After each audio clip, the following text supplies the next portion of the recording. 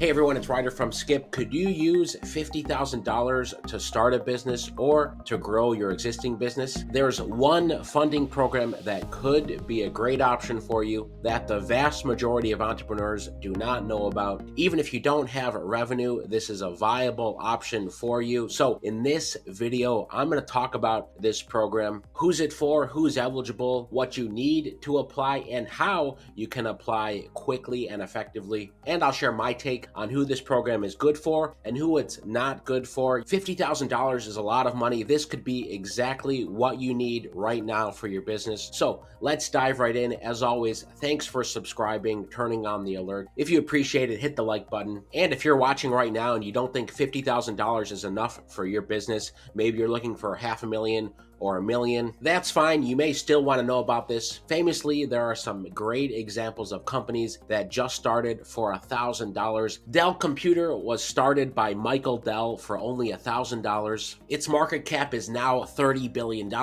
Nike also was started for just $1,000. Its annual revenues are now over $45 billion.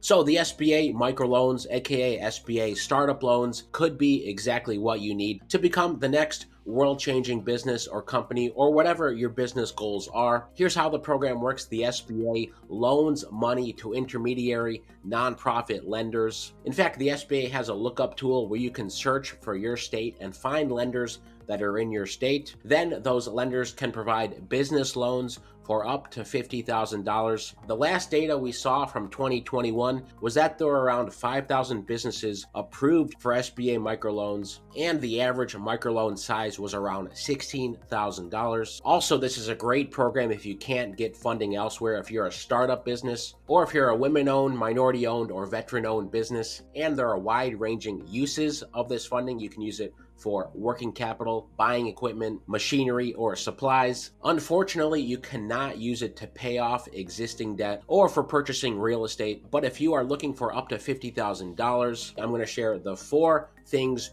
you'll need to have to successfully apply for a microloan. So first and foremost, you need to be a for-profit business. There are a few exceptions, such as if you're a nonprofit childcare center, a few other examples. By and large, you need to be a for-profit. And there's 4 things to keep in mind. First, your credit. Most microlenders do not require excellent credit. That's one of the advantages of this program. In fact, some lenders will let you come in with a 575 or above credit score. Some will want it higher in the 600s. But microlenders are willing to look at your situation. Even if you have low credit, they'll look at other factors as well, which leads me to the second part, your ability to repay the loan. Of course, this is what all lenders care about. If we give you this money, are you going to be able to pay it back? And can you show your ability to repay the loan in one of 2 ways? Number 1, from revenues that are coming in already for your business, or if you're pre-revenue, does your business plan and your projections show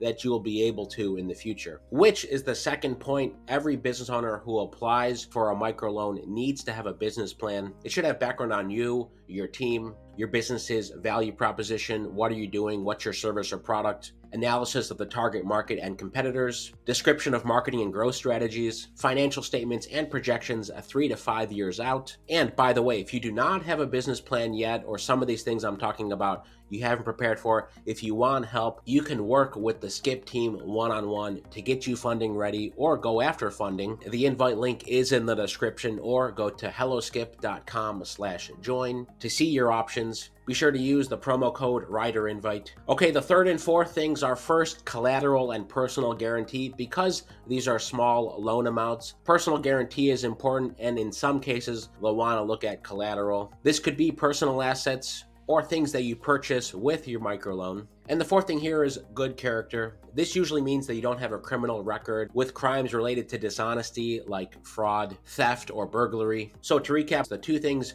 you can control, of course, are having a business plan ready with projections and having a credit ideally 600 or above. Before I summarize the advantages and disadvantages here and talk about a few alternatives, I want to mention the terms. SBA microloans can go up to 6 years. Interest rates now are around 8 to 9%. They do vary vary by lender, and as mentioned, you can go look for lenders on the SBA site. So here's my take on SBA microloans. These are great options for startup and existing companies. It's also a great gateway option if you know you want more money in the future. You got to start somewhere. Something I always say is go after small amounts first and grow into more funding as your business grows, as your revenue grows. It's also a good option for sole proprietors, freelancers, and businesses with few or no employees, with fairly good interest rates and longer repayment terms. The disadvantages, as I mentioned, you can't use them for everything such as paying off debt or purchasing real estate. Not suitable if you need immediately more than $50,000. And the process can take several weeks, and you may need a cosigner if your credit is poor. So my overall take is it's a good option to look into and at least understand. I'll always say look at all of your funding options, including the over 20 options we have today on the Skip app, which includes grants, tax credits, and other funding options you may not know about. So while you're applying for one option like the SBA microloans, you can also look at grants and decide to apply for a grant or not. And of course, grants you don't have to pay back. If you want to see the list of the latest grants, search Skip in the App Store or use the link in the description. If that fits you, personally, I think you should look into this. The biggest trend we always see is that people are aware of funding that exists, but never take action, never apply. If you want to learn more about SBA microloans, link is in the description. If you want help, there's also a link in the description. As always, stay well, stay healthy, and I'll see you in the next video.